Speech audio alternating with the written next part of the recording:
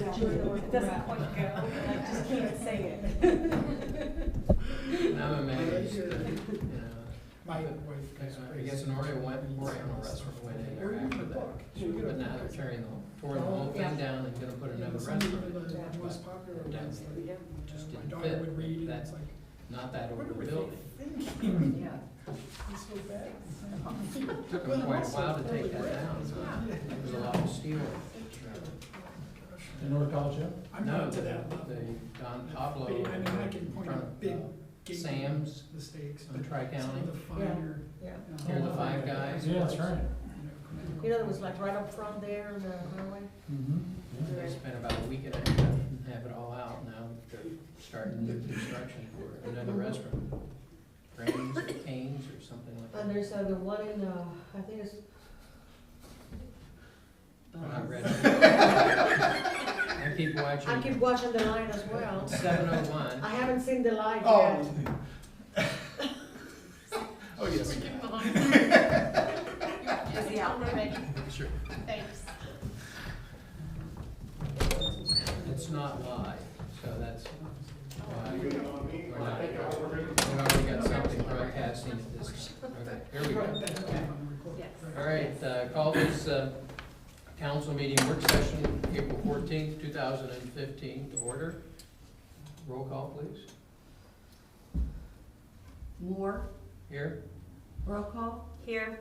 Dries, Halter, Here. Hermes, Here. Lee, Here. Walther, Here. And Mr. Dries has an excused absence. Okay, a moment of silence, prayer. Dear Heavenly Father, we just come before you, and you said to come before you in a time of need, and we're in need of wisdom. We pray for your help today and this evening to make wise decisions, that you would help us and guide us so that we may best serve this community. In Jesus' name I pray. Amen. Amen. Pledge allegiance to the flag of the United States of America and to the republic for which it stands, one nation, under God, indivisible, with liberty and justice for all.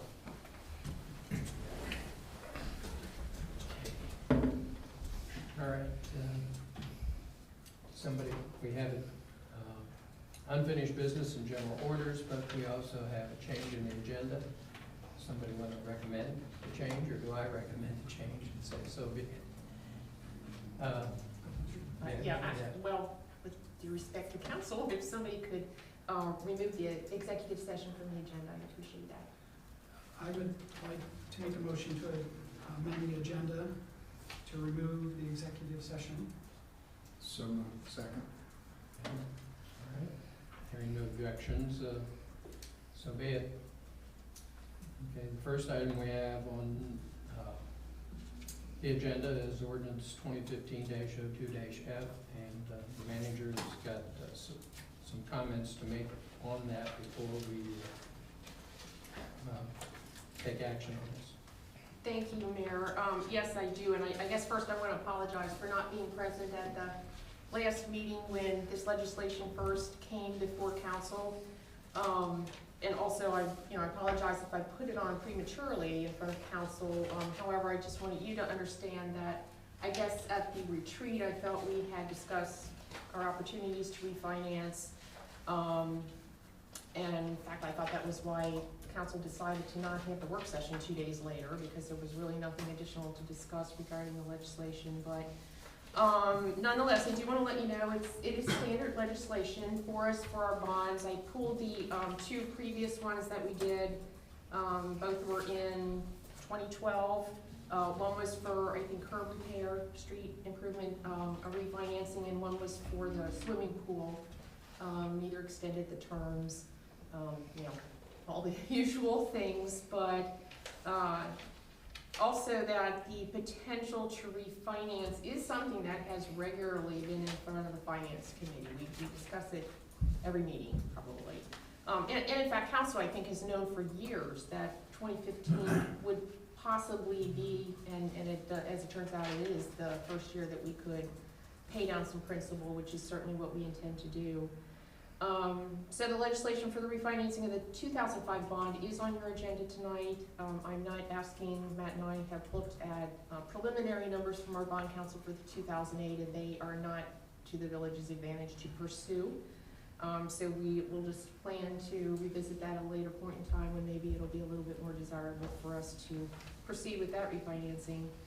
I know there were some specific questions regarding the legislation, and in a few minutes I can go ahead and turn it over to Matt, who is able to get back here, thank you, to address those items. But I do want to point out just a couple of things, that this had a first reading the last time. It is on the agenda for a second reading tonight. The ordinance does have an emergency clause. We can't solicit bids, get final bids and proceed with any of what we do anticipate will be savings, until the legislation takes effect, and as you know, after passage, that would be 30 days later. I think we also run the risk of interest rates, going up, and, you know, not that they're gonna go right up, but overall, I think the general atmosphere in the country is that interest rates are gonna be going up, so that's one issue. We'd hate to see those go up to the point where this would no longer be a savings for us. And once again, the source of repayment of the debt service is the tax levy, and that means our taxpayers. That's how it was voted in November of 2004, so we would have to have this in place prior to our 2016 tax budget being submitted to the county, which is in July. So between that deadline and the risk of interest rates going up, I would at least ask that you pass it with an emergency clause tonight. So I'd like to ask Matt, I know there's some specific questions about the legislation. If you could just run through some of the details for us, that would be great. Yeah, sure.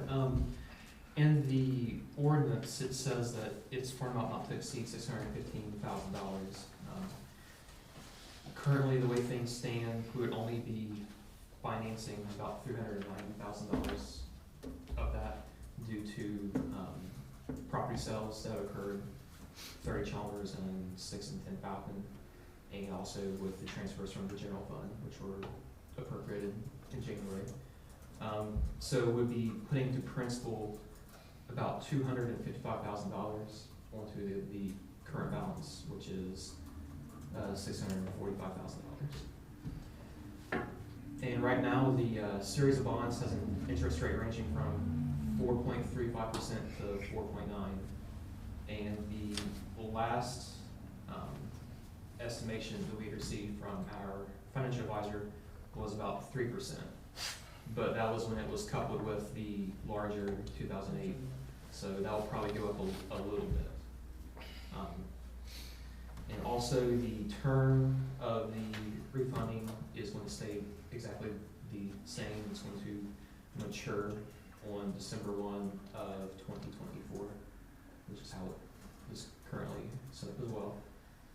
And using the 3% interest rate and the amount of principal we'll be paying down, in total, the refinancing will save the taxpayers approximately $81,000 over the life of it.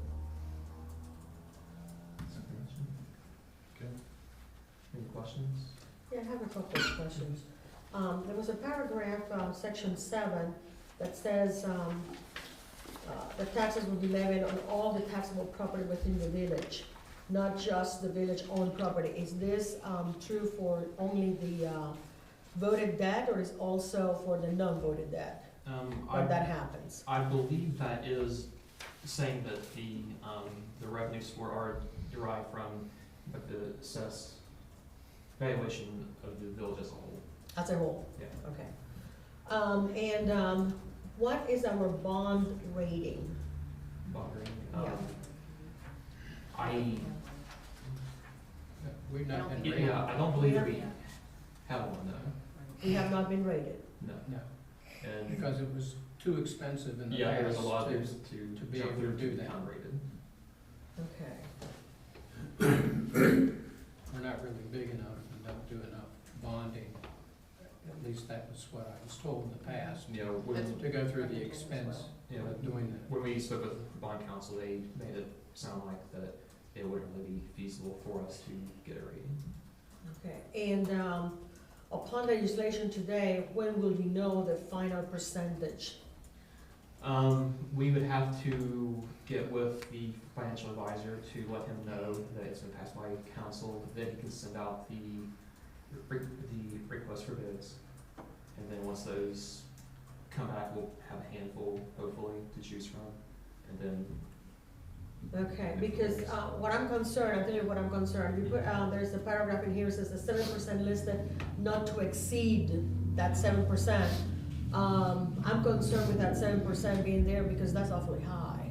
Right, I believe that's, I mean, from my understanding, this is basically a cookie cutter ordinance. It's just a percentage of what's just tossed in there. Obviously, if the interest rates are exceeding what would be beneficial to the village, we wouldn't act upon it. Okay. What's, if I can ask, on the bond rating, what advantage, you know, if you have to ante up money to do that, what advantage is there to pursue it? I would assume that you would be able to get lower rates, but how much lower? As long as your rating is good. Yeah, Yeah. if it's good, yeah. Maybe double-edged sword. Traditionally, in the past, we had a pretty good reputation, even though we weren't rated, but known by the people that market these things and the people that buy them. And so, and it was gonna, I can't remember the numbers, but we had an estimate for it. You know, it was, I think, more than $100,000 or something. And is that a one-time, oh, really, 100? Well, I'm guessing we should have to renew it. Okay. You know, the county's rated, I don't know what other cities is, do you guys have a rating? I believe we do,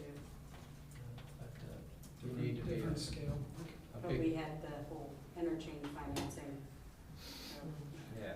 that's a little bit of money. Regarding the stated 7%, Matt, that's in the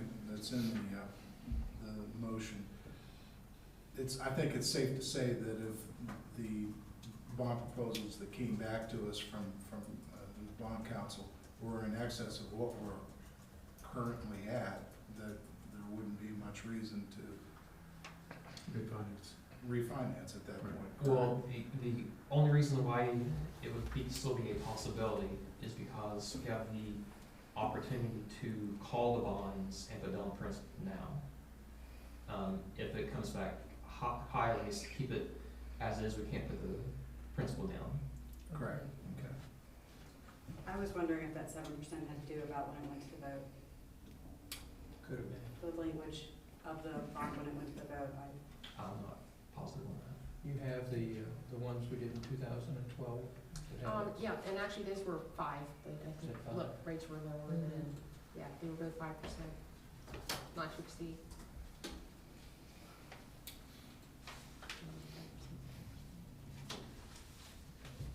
Okay. Should we consider changing it to 5%?